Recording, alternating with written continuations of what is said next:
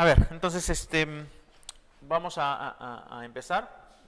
Vamos a hacerlo un poco rápido, antes que nos gane el tiempo, ¿no? Entonces nos faltaba revisar la secuencia del desarrollo embrionario, ¿no? La semana pasada habíamos visto fecundación, ¿no? Entonces ahora nos faltaba revisar cuál es la secuencia del desarrollo embrionario.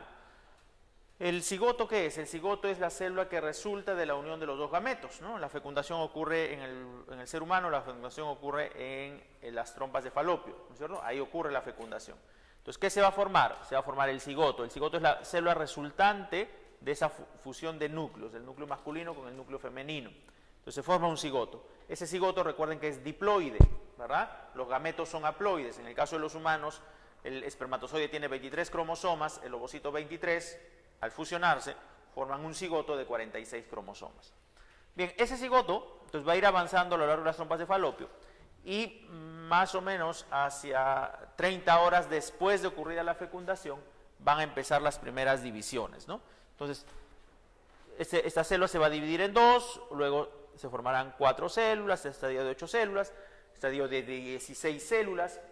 Todas estas células van a tener el mismo tamaño y el mismo volumen. Ese estadio en el cual se forma una masa de células compacta, que todas son del mismo tamaño, la misma forma y el mismo volumen, ese estadio se denomina mórula. Entonces, la mórula es estadio en la cual hay una masa compacta de células. Esa mórula va a ir avanzando para llegar al útero. Pero mientras va avanzando, esas células van a seguir dividiéndose y van a ir dejando un espacio al interior, ¿no? Entonces se van a ir desplazando y van dejando un espacio al interior, ¿no? Entonces era una masa compacta de células, ¿no es cierto? Y mientras se siguen dividiendo, algunas se van desplazando y van dejando una cavidad al interior, ¿no? Van dejando una cavidad al interior. Ese estadio en el cual se forma una cavidad al interior se denomina blástula y la cavidad toma el nombre de blastocele, ¿no? La cavidad toma el nombre de blastocele. En este estadio ocurre la implantación, ¿no? La implantación ocurre en el estadio de blástula, ¿no? Ahí ocurre la implantación. Recuerda que para ese entonces el endometrio tiene que estar lo suficientemente grueso y fuerte. Una vez ocurrida la implantación, pasamos al siguiente estadio. El siguiente estadio se denomina gástrula. En ese estadio la cavidad es de mayor tamaño, esa cavidad se denomina arquenterón y se ha formado un orificio en esa cavidad que lo comunica con la parte externa. Ese orificio se denomina blastoporo, ¿no? Entonces la cavidad es el arquenterón y el orificio es el blastoporo. Cuando ocurre eso, decimos que estamos en el estadio de gástrula. Durante este estadio va a ocurrir el proceso de gastrulación. La gastrulación es cuando ya las células se están diferenciando para formar los diferentes sistemas, órganos, tejidos, ¿no? Pero esos sistemas, órganos y tejidos se van a formar a partir de las llamadas láminas germinativas o láminas embrionarias o capas germinativas también le llaman, ¿no? Entonces se forman 3 láminas germinativas que van a dar origen a los diferentes tejidos, órganos y sistemas. Esas capas germinativas son el ectodermo, el mesodermo y el endodermo. El ectodermo es la capa externa, el mesodermo la capa media y el endodermo la capa interna. Las que se forman al principio son el ectodermo y el endodermo. La que se forma al final es el mesodermo. Estas 3 capas van a dar origen a los diferentes órganos, tejidos y sistemas que tenemos nosotros, ¿no? Ustedes en su texto tienen una tablita, ¿no?, donde están indicados qué órganos y sistemas da origen el ectodermo, qué órganos y sistemas da origen el mesodermo y qué órganos y sistemas da origen el endodermo.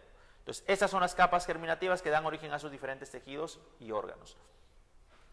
Entonces, cuando ya ocurre esto, ya podemos hablar del embrión en sí. Y cuando este embrión ya tiene apariencia prácticamente humana, ¿no?, cuando ya los principales órganos se han formado, ¿no?, entonces ya es posible visualizar la cabeza, ¿no?, los bracitos, las piernecitas, ¿no?, en la cara ya podemos visualizar que hay presencia de ojos, aunque no sean los rasgos finos, pero ya la zona de los ojos, de la nariz, ya hay una apariencia humana. Entonces ya hablamos del feto, ¿no? ¿Verdad? Ya hablamos del feto, ¿no? Y el desarrollo es aproximadamente 9 meses, ¿no?, 38 semanas, hasta el nacimiento. Esa es la secuencia entonces, ¿no?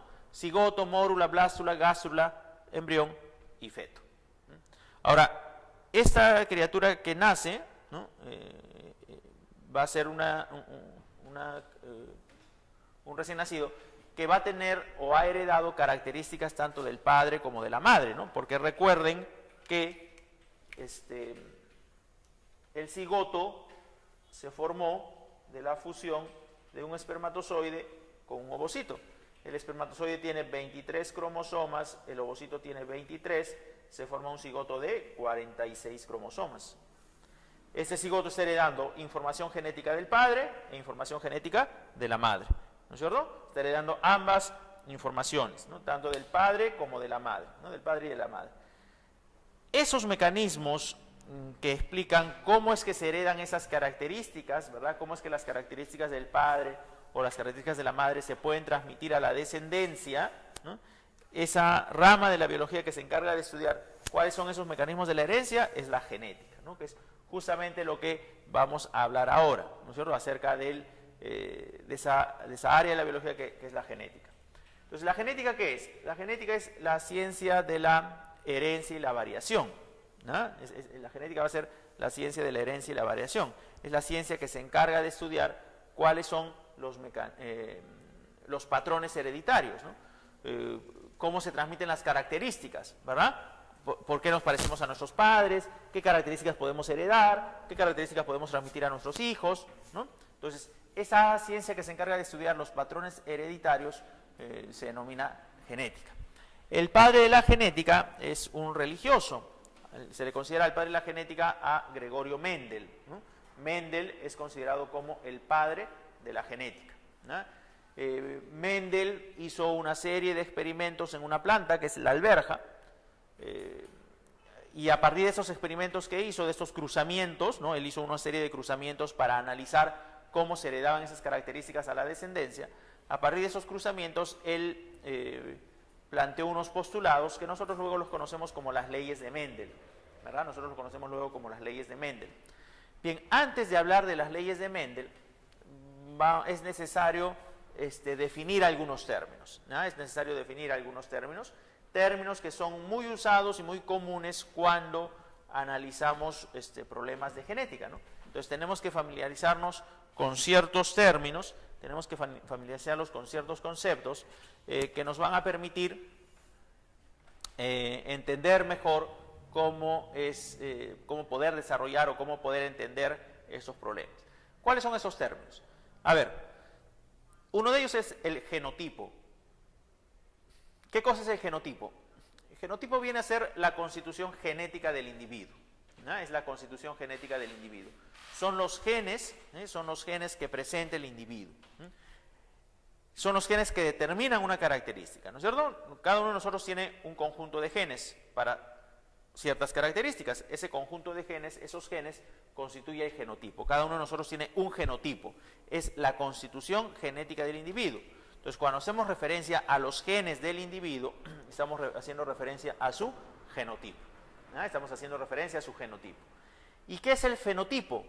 El fenotipo viene a ser las características que observamos en el individuo, ¿no? Son las características que tú puedes observar en el individuo. El color del cabello, el color de los ojos, la estatura, el tamaño, el color de las flores, el pelaje de los animales, ¿no es cierto?, el tamaño de la planta, el volumen del fruto, etc.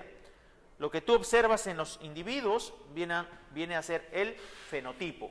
Fenotipo, entonces, son las características observables en el individuo, ¿no? El color de la piel, forma de la nariz, color de los ojos, etc. Cada uno de nosotros tiene un fenotipo.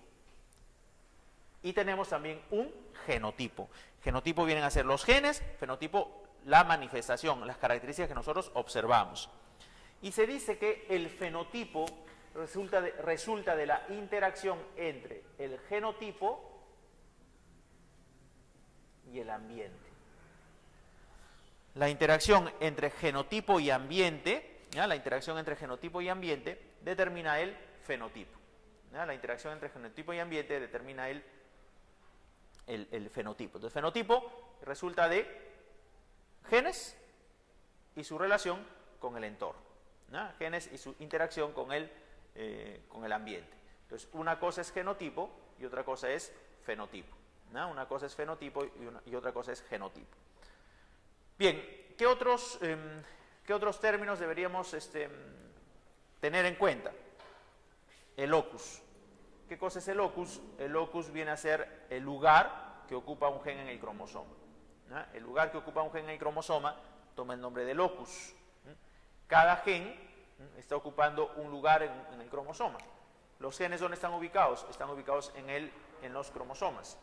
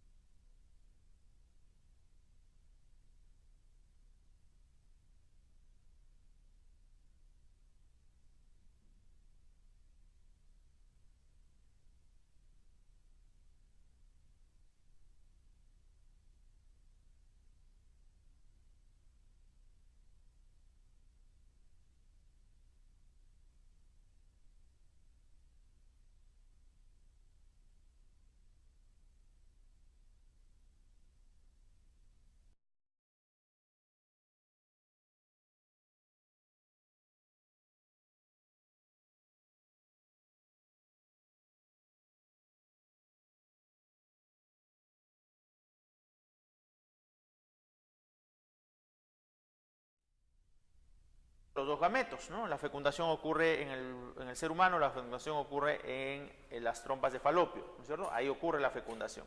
Entonces, ¿qué se va a formar? Se va a formar el cigoto. El cigoto es la célula resultante de esa fusión de núcleos, del núcleo masculino con el núcleo femenino. Entonces se forma un cigoto. Ese cigoto, recuerden que es diploide, ¿verdad? Los gametos son haploides. En el caso de los humanos, el espermatozoide tiene 23 cromosomas, el ovocito 23, al fusionarse, forman un cigoto de 46 cromosomas.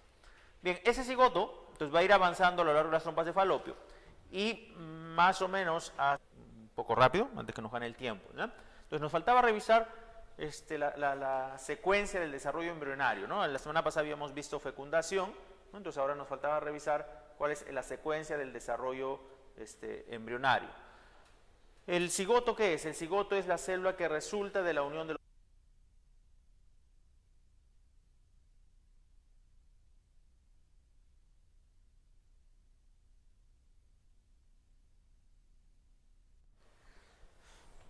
A ver, entonces vamos a empezar. Vamos a hacerlo de la...